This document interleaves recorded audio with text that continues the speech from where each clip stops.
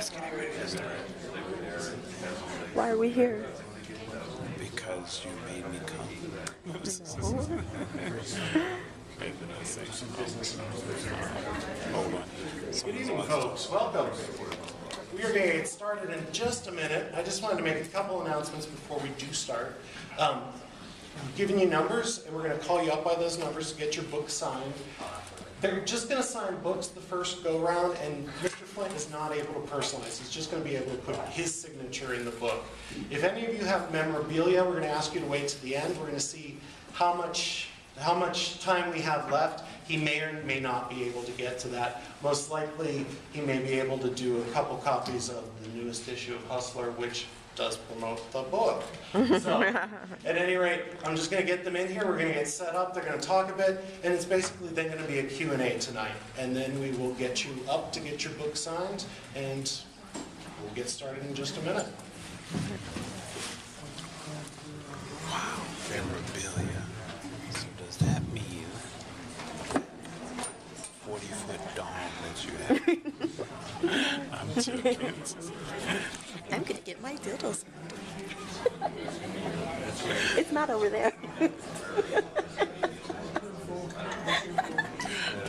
goodness. This is, wow, I don't know what to say. Actually, there he is right there. Right there. Oh.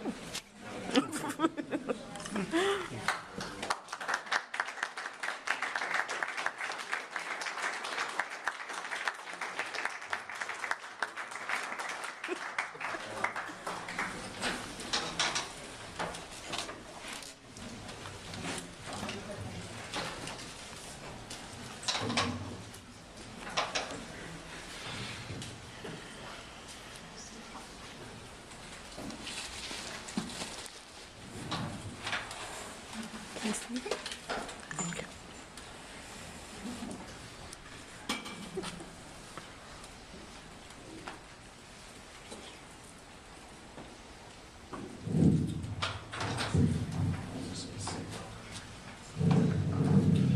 Hi, I want to thank all of you for coming. I'm Mary Flynn. This is David Einbach, my co-author on the book, One Nation, No Mistakes. Tell you a little bit about it, and then David and I both will speak some. After we'll open it up for question and answers. When I decided to do this book, the first one I thought of was David. I knew nobody would want to read a history book written by pornography. So I reached out to David. He's very smart.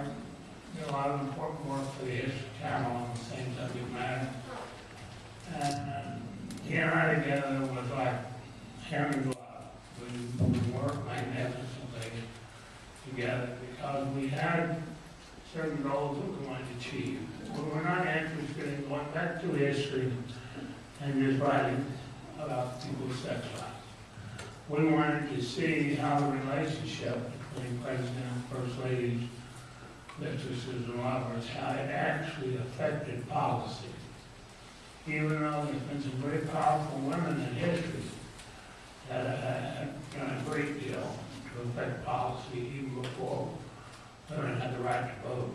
And I think in the book we've been able to capture this.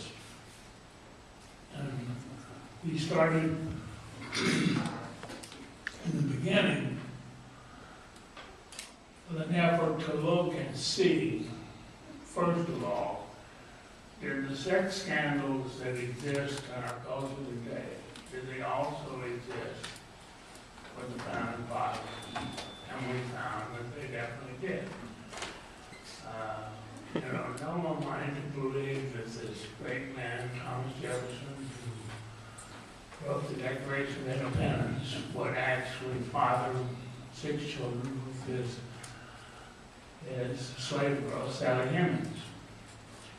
And even though that had been made public, even during Jefferson's political tenure as president, and it was fought very viciously, just like some things are today. But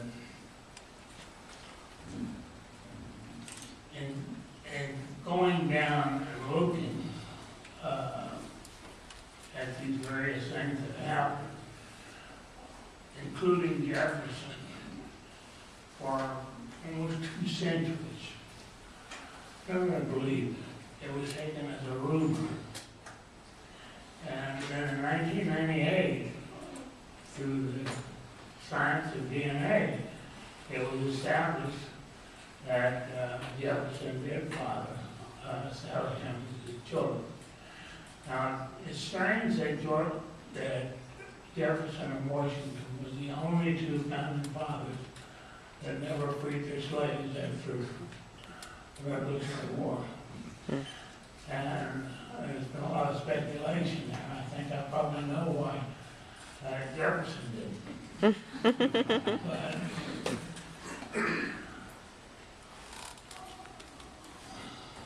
David, you want to start with the gentleman? Well, the